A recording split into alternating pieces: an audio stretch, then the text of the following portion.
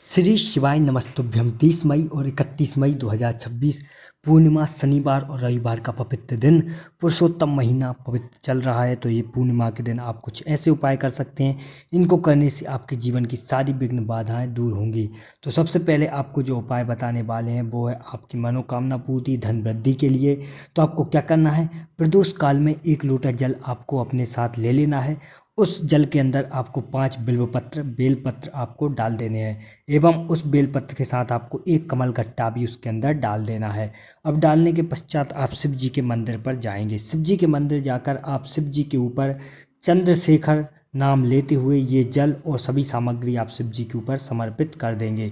ये करने से आपकी सारी मनोकामनाएं पूर्ण होंगी। अगर आपके घर में लक्ष्मी की कमी है, धन संपत्ति की कमी है, तो उसका भी समाधान शीघ्र हो जाएगा। चलिए दूसरे उपाय के बारे में बात करते हैं। इससे ये जो उपाय है ये दाम्पत्य जीवन को सुखमय बनाने के लिए किया जाता है। अगर आपके पति पत्नी के झगड़े होते हैं, पति पत्नी एक दूसरे की बात नहीं मानते, एक दूसरे पर चीखते हैं, चिल्लाते हैं, एक दूसरे का विरोध करते हैं, तो इसके लिए बहुत ही खास कारगर उपाय आपके लिए है। रात्रि के समय आप करेंगे, आप 1 लोटा जल लेंगे। चांदी का लोटा हो तो उत्तम है, अगर चांदी का लोटा नहीं है तो आप सादा किसी भी लोटे में जल ले सकते हैं।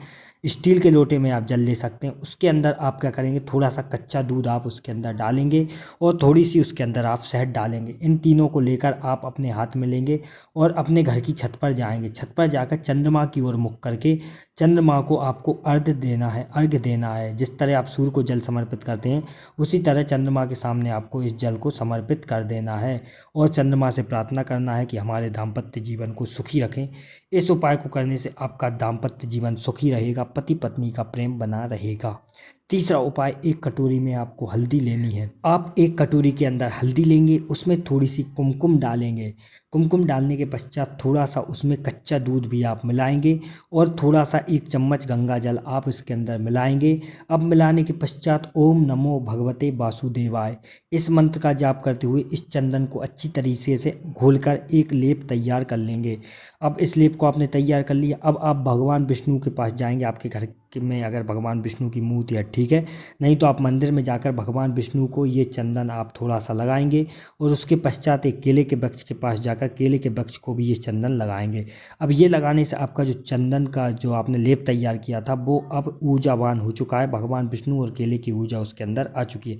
अब इस चंदन को अपने माथे पर लगाएं और आप देखेंगे कि इसको लगाने से आपके ऊपर जो भी नकारात्मक ऊर्जा है वो हट जाएगी और आप जो भी इच्छा रखते हैं, अपने जीवन में मनोकामना रखते हैं, वो शीघ्र पूरी होगी। चलिए चौथे उपाय की ओर बढ़ते हैं, जानते हैं चौथा उपाय किस विषय में है। तो इसके लिए आपको क्या करना है, चावल का 1 दाना लेना है। आपको इसको शिव जी के ऊपर समर्पित कर देना है। इसको समर्पित करने के पश्चात आप बेलपत्र को भी शिव जी पर समर्पित करेंगे, लेकिन आप ध्यान रखें कि बेलपत्र की जो डंडी है, जो बेलपत्र का मुख है, वो इस तरफ होना चाहिए, आपकी तरफ होना चाहिए। और उसके पश्चात आप क्या करेंगे, जो चावल है, चावल के ऊपर इस बेलपत्र को समर्पित कर देंगे। अब आपको क्या करना है, चंद्रमौली भगवान शंकर का नाम लेना है। उनका नाम लेते हुए ये दोनों चीज़ें समर्पित करनी है और इसी के साथ साथ 1 लोटा जल इन दोनों चीज़ों के ऊपर आपको समर्पित कर देनी है।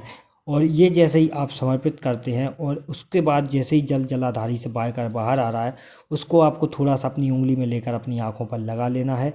और आपको ये करने के पश्चात आप देखेंगे कि आपकी जो भी मनोकामना है, जो भी आपकी कामना है जो सिद्ध नहीं हो रही है, वो पूर्ण होना शुरू हो जाएगी।